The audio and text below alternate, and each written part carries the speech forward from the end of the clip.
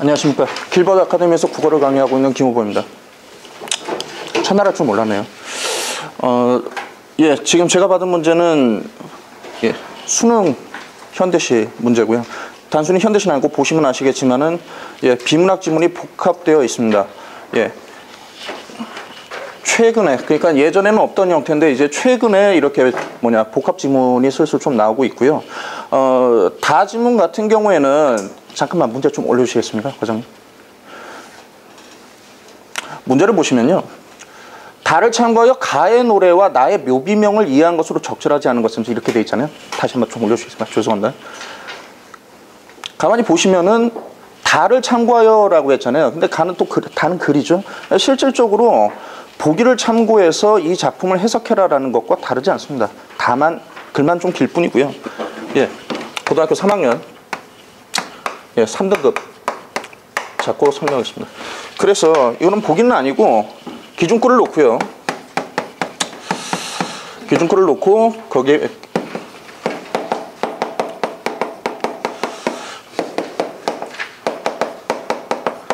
하는 작품이고요. 그리고 그러니까 기준글을 정리를 하고요. 그 다음에 각기 시 분석하고 선지에 맞춰서 문제를 풀면 되겠습니다. 자, 해서 먼저 다 부분을 잠깐 먼저 정리를 하고 가겠습니다. 다 내용을 첫 문장을 좀 보시면은 시는 인간의 삶을 반영한다라고 얘기를 하고 있어요. 그러면 글 전체에서 어떻게 나와 있냐면 세 가지로 나와 있는데, 첫 번째, 자, 뭘 반영하느냐?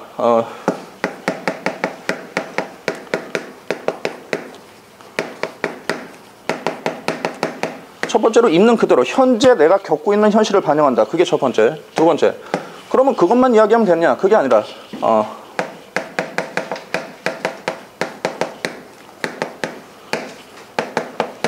현실이 별로 좋지 않다라고 할 때 현실은 이러면 안 되지. 내가 생각하는 현실은 이런 것이야.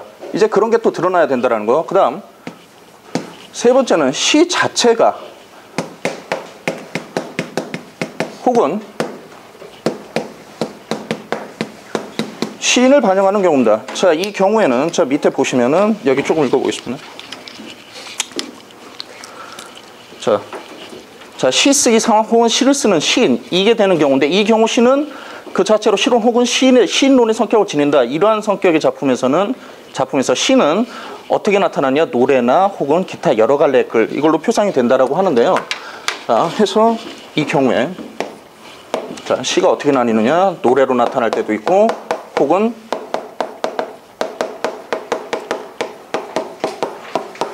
글로 나타나기도 한다. 이게 핵심입니다.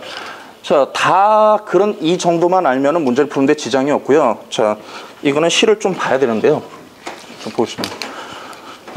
이육사의 강 건너간 노래는요, 아마 제가 생각하기에는 여기 모든 선생님 어느 분이 보셔도 아마 처음 보는 시가 아닐까 싶습니다. 보통 이육사 시하면은 보통 이제 일제한테 정한 어떤 그런 류의 시인데, 유일하게 연계가 안 됐던 작품입니다. 근데 이거는 지금 인터넷에 뒤져보면 이미 다 해석이 나와 있는데, 자, 그럼 학생 입장에서는 완전히 처음 보는 시란 말이에요. 이거를 그러니까 인터넷에 분석되어 있는, 그래서 이건 주제가 뭐다 뭐 이런 식으로 하는 건 의미가 없단 말이죠. 학생들 입장에서는 모르는 시고 있는 그대로 부딪혀야 된다. 역시 해석도 그렇게 가야 되겠죠. 자, 섣달에서 보름께 달 밝은 밤에 앞내강 쨍쨍 얼어 조이던 밤 했습니다. 주정미 선생님, 앞내강 쨍쨍 얼어 조이던 밤이 좋은 밤 같아요? 안 좋은 밤 같아요? 당연히 안 좋은 밤이겠죠. 그렇죠? 내가 부른 노래는 강 건너 갔답니다. 그러다 내가 부른 노래가 강 건너 갔는데 그게 어떤 상황인지 일단 모릅니다. 넘어가겠습니다. 그 다음에 강 건너 하늘 끝에 사막도 닿은 곳 했어요. 당연히 여기서 사막도 별로 좋은 느낌이 아니겠죠. 그러니까 지금 여기까지 해서 우리가 알 수 있는 것은 노래가 안 좋은 상황에 안 좋은 곳으로 갔다라는 걸 알 수 있습니다. 여기는 누구도 이를 달 수가 없죠. 그 다음 세 번째. 자, 그럼 어떻게 왜 갔느냐 이렇게 봤더니 못 잊을 계집에 집조차 없다게. 그러니까 부정적인 상황에 처해 있는 누군가가 있어서 거기로 노래가 간 겁니다. 자, 그런데 가기는 갔지만 어린 날개 지치면 그만 어느 모래불에 떨어져 타서 죽겠죠. 양상우 선생님, 이 노래가 그 계집아이한테 간 건가요? 못 간 건가요? 못 간 겁니다. 그러니까 나는 소통을 하려고 했는데 힘이 돼주려고 했는데 노래가 힘이 돼주지 못했습니다. 자, 그래서 사막은 끝없이, 사막에 갔었던 거죠. 사막은 끝없이 푸른 하늘이 덮여 눈물 먹은 별들이 조상 오는 밤. 지금 누가 죽었어요? 있는 표현 그대로 봐서 누가 죽었어요? 누가라고 하면 안 되죠. 시가 죽었죠. 그렇죠? 자, 해서 눈물 먹은 별들이 조상 오는 밤 그랬어요. 밑에 보시면은 남의 죽음에 대해서 슬퍼하는 뜻을 드러내는 위문이라고 했죠. 그러니까 내가 지금 소통을 하지 못한, 남에게 힘이 되지 못한 어떤 그 노래에 대해서 슬퍼하는 부분이에요.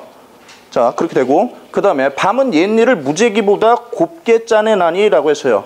자, 지금 밤이고, 조상 오는 밤이라고 했죠. 밤이라는 상황은 옛일을 무지개보다 곱게 짜낸다라고 했어요. 그러면 이 옛일은 좋았던 거겠죠? 무지개보다 곱게 짜낸다고 했으니까. 그러니까 좋았던 과거를 생각하면서 다시 한 가락 여기 두고 또 한 가락 어디맨가 내가 부른 노래는 그 밤에 강 건너 갔어라고 했습니다. 그러니까 지금 소통이 안 됐지만 거기서 좌절하는 게 아니라 뭡니까? 다시 또 소통하려고 노력을 하는 시입니다. 물론 인터넷 찾아보면은 지금 제가 읽은 것처럼 해석하지 않습니다. 여러 가지 시대적 상황을 놓고 거기에 맞춰 해석하지만은 그런 걸 들이밀면서 학생들한테 그럼 이 시를 어떻게든 찾아내서 공부해야 된다라고 하면은 그럼 세상의 모든 시를 다 알아야 되겠죠. 그렇게는 절대 안 됩니다. 그렇게 가르치면 안 돼요. 그러니까 이대로 읽고 그대로 분석할 수 있어야 돼요. 여기에 대해서 조금 풀이 끝난 다음에 조금 말씀드리겠습니다. 그래서 가시는 자, 마이너스 상황이 있는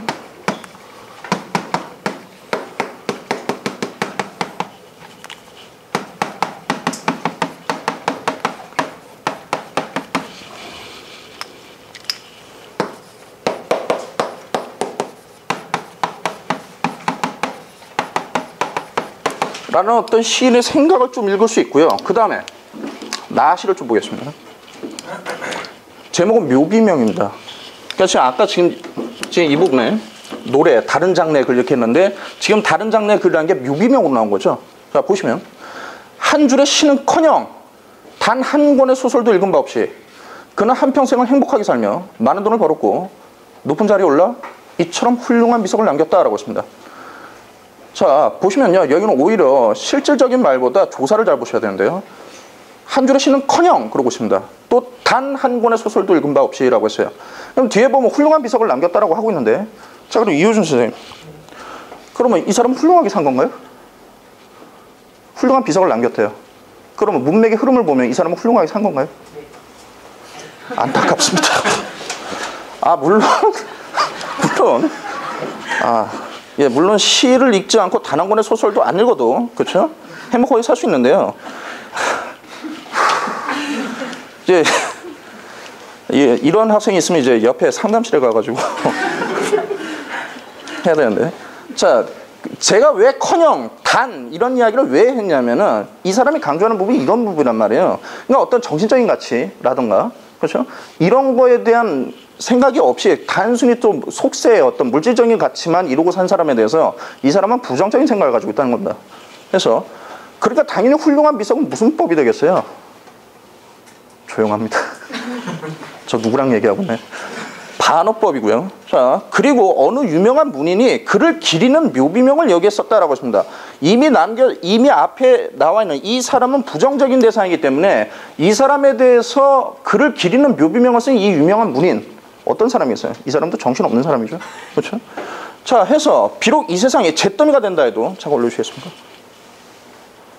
불의 뜨거움 꿋꿋이 견디며 이 묘비는 살아남아 귀중한 사료가 될 것이니, 그럼 시간이 지나고 나서 그럼 이 사람은 어떻게 되는 거예요? 정말 훌륭한 사람이 되는 거죠. 후세 사람들은 모릅니다. 이 사람이 어떤 사람이었는지. 이거에 대해서 지금 개탄하고 있는 거죠. 귀중한 사료가 될 것이니 역사는 도대체 무엇을 기록을 하며 시인은 어디에 무덤을 남길 것이냐. 그러니까 이렇게 변절한 시인들이 너희들 죽어서 이거 무덤 하나 남기겠어? 이렇게 살아서 되겠어? 라고 하는 얘기죠. 그렇죠? 자, 해서 자, 나 부분은 자, 무엇에 대해서 이야기하는 거죠?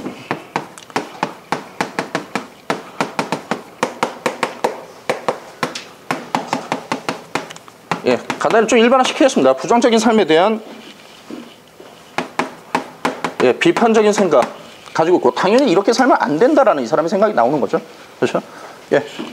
여기까지 좀 분석을 하고요. 들어가겠습니다. 자, 1번을 보시면은, 자, 표상한다는 말이 나오는데, 지금 이것을 염두에 두고 이야기를 하는 겁니다. 자, 첫 번째. 노래가 시를 표상한다면, 이 노래는, 자, 이 시죠? 가시죠? 가를 쓴 시인이 자신이 추구하는 바람직한 삶의 방향을 반영한다고 할 수 있다라고 했습니다. 여기서 말하는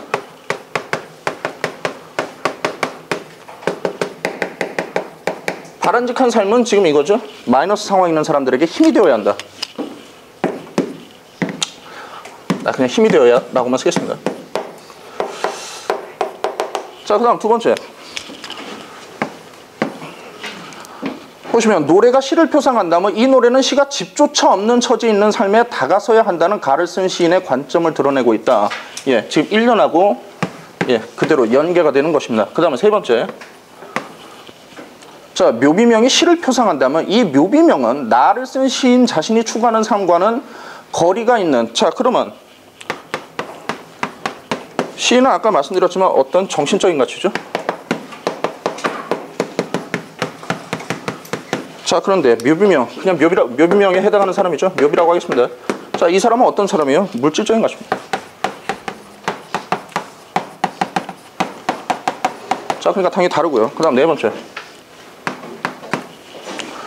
자, 묘비명이 시를 표상한다면 이 묘비명은 나를 쓴 시인이 시 쓰기를 통해 무엇을 기록해야 하는지에 대해 자기 성찰을 하는 게, 마지막 부분에 보면은, 그렇죠? 자, 그 사람을 기리는 시인을 보면서 이렇게 해서야 되겠느냐, 그렇죠? 무엇이 옳은 것인가?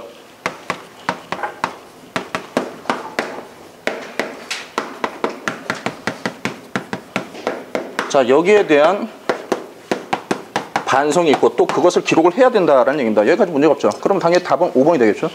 자, 5번을 보시면, 자, 묘명이 이 시를 표상한다면 이 묘비명은 한 줄의 시조차 읽지 않아도 행복하게 살 수 있다는 나를 쓴 시인의 관점을 드러낸다. 우리 이효준 선생님이 5번을 선택하실 것 같은데, 그렇죠? 자, 이러면 근데 지금 행복하게 살 수 있다가 아니라 아까 분석을 했습니다마는 그 사람에 대해서 부정적으로 생각하고 있기 때문에, 그렇죠? 행복하게 살 수 있다가 아니죠.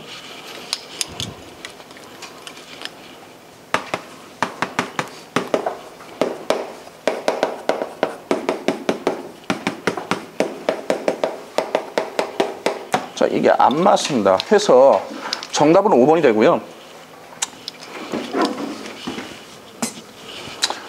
일단 나름 꼼수가 있는데요. 이 문제를 풀려면은 앞에 있는 지문을 다 읽어야 되는 상황이기 때문에, 예, 문제를 먼저 보는 학생이 없다라고 할 때, 자, 여기를 보세요. 이 내용을 모른다라고 하더라도요, 정면으로 부딪히는 선지가 있습니다. 혹시 보이시는 분? 3번하고 5번을 보십시오. 3번은 시인 자신이 추구하는 삶과 거리가 있는 사람의 인식을 반영하고 있다라고 하고 있죠. 근데 여기는 어때요? 5번은 여기 적힌 사람의 인생에 대해서 긍정적으로 얘기하고 있습니다.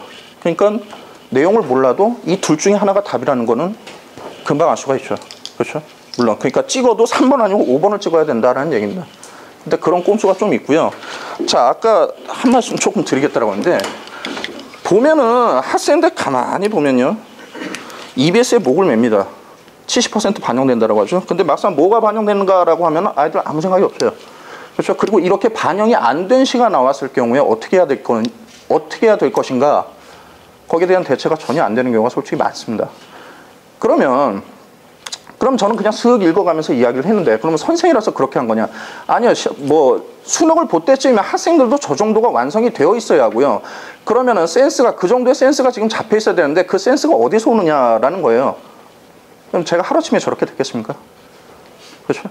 그러니까 저 잘난 척을 하는 게 아니라 저는 계속 직업이니까 계속 이렇게 했을 것이고, 학생들도 저걸 읽을 수 있을 수준이 되려면 그 수많은 노력이 있어야 되는데, 기본적으로 국어 과목의 특징이라는 건지 아니면 사람이 좀 잘못 생각하는 건지 저 정도의 센스가 얼마나 엄청나게 많은 작품을 봐야 됩니다. 그리고 엄청나게 많이 깨져야 되고요. 이 문제는 일단 보기 문제라고 할 때 출제 자체는요, 출제 빈도는 거의 5라고 보시면 됩니다. 꼭 나온다. 이런 문제는 보기 형태를 띠든 다른 글의 형태를 띠든, 그러니까 해당하는 기준글에 맞춰가지고, 기준글의 내용에 맞춰가지고 이 작품을 분석해라라는 내용은 항상 나오는 거고요. 그럼 난이도는 어떻게 되느냐? 굉장히 애매한데요. 시 하나가 전혀 연계가 안 됐던 새로운 시이기 때문에 그 시를 분석하는 데 있어서 상당히 어려움이 있었을 겁니다. 그 부분이 난이도를 높이는 요소고, 자, 그런데 그럼 문제 자체가 어렵냐라고 했는데 방금 보신 것처럼 조금만 생각을 하고 읽어보면 3번하고 5번이 그렇죠? 아, 정면으로 부딪히는 선지구나 라고 해가지고 정답을 끌어내는 데는 그렇게 크게 어려운 것은 아니에요. 그래서 그거를 좀 합하면 한 3 정도로 보겠습니다. 예, 제가 준비한 건 여기까지고요. 의견 있으면 좀 듣겠습니다.